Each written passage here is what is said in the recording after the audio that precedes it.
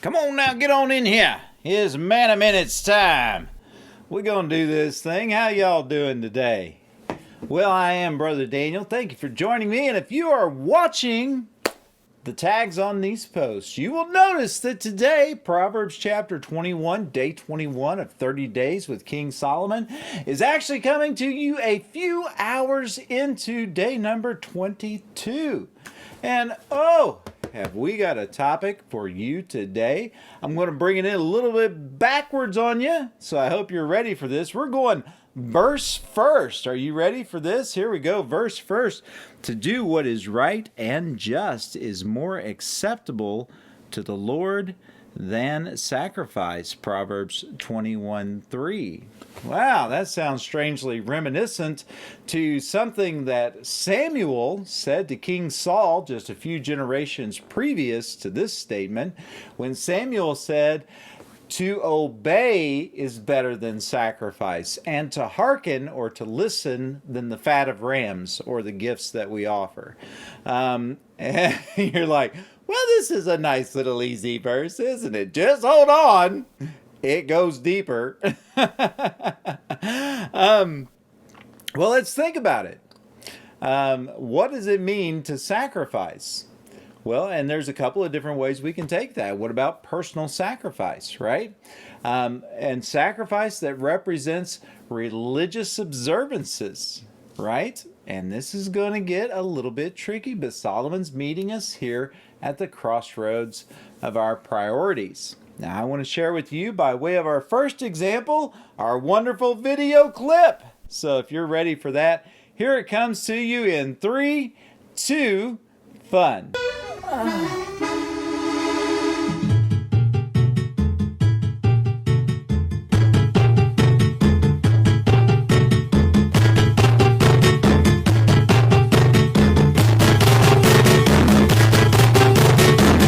A Man a Minute with Daniel Earl. To do what is right and just is more acceptable to the Lord than sacrifice. Proverbs 21:3.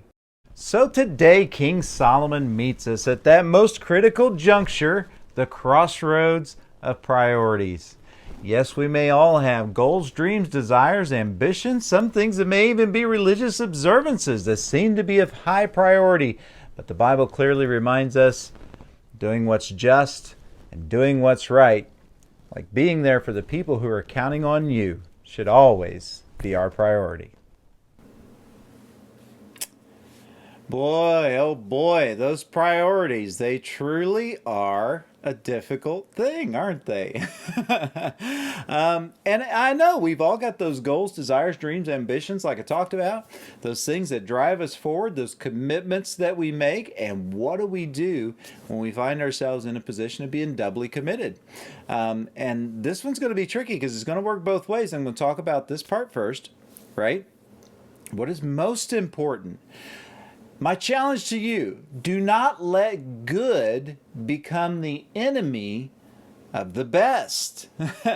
And man, that's one my dad laid on me probably 20, 30 years ago. Still living inside there. That good can become the enemy of the best. And we kind of get out there. And I know, especially dads, guys, right? We're often willing to sacrifice for the family. I think there's a big difference between being willing to sacrifice for the family and being willing to sacrifice the family. You see, that's just kind of counterproductive. Are you working to live or are you living to work? And a couple of really good questions right there. And it's so easy sometimes.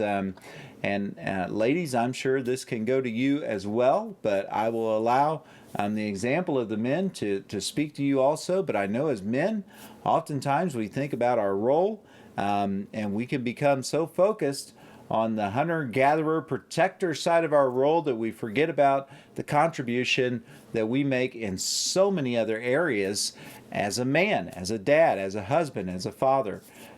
Spiritually speaking, religiously speaking, as leaders, it is so easy sometimes to also lose perspective on that, to get in the perfunctory tasks.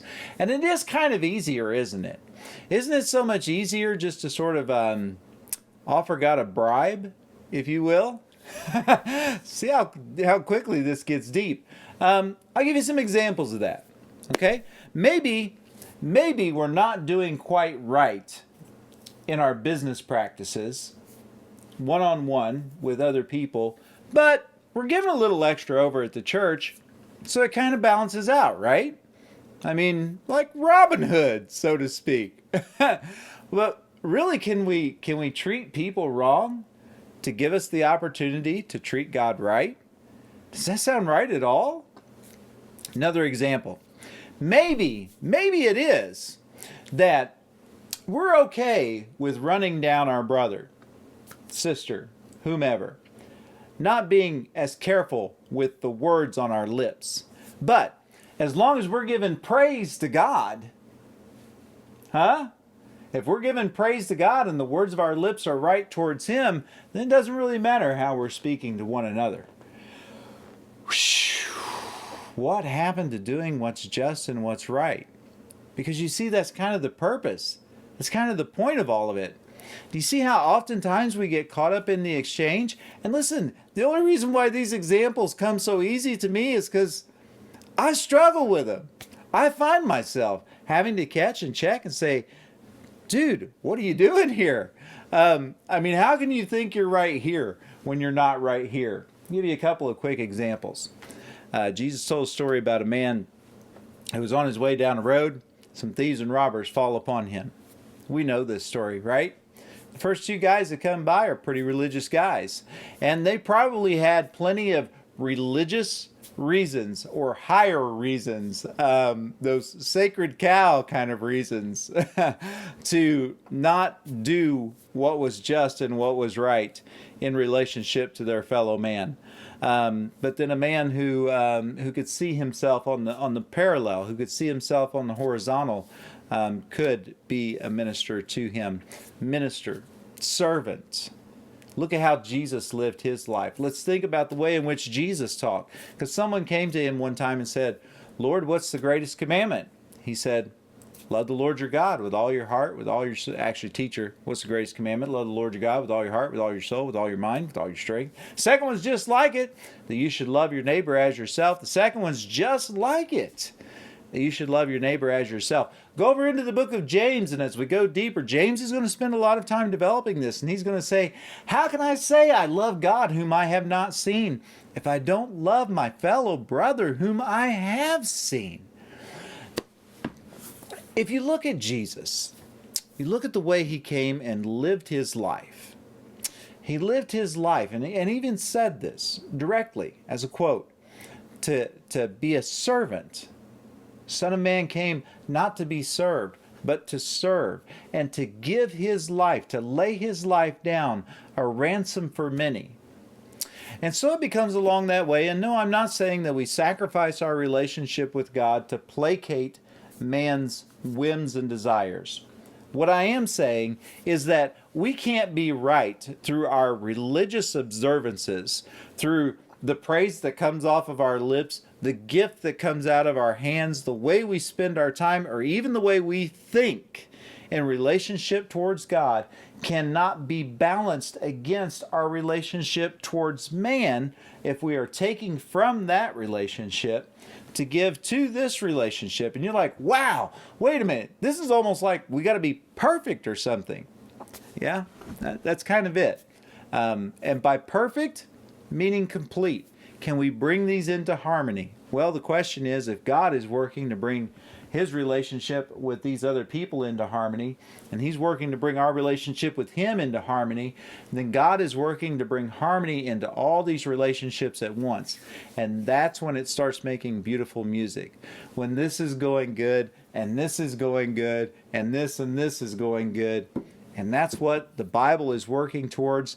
That's what I almost want to say the goal of Christianity as a religion that's a little bit reverse engineered away from the way it actually is.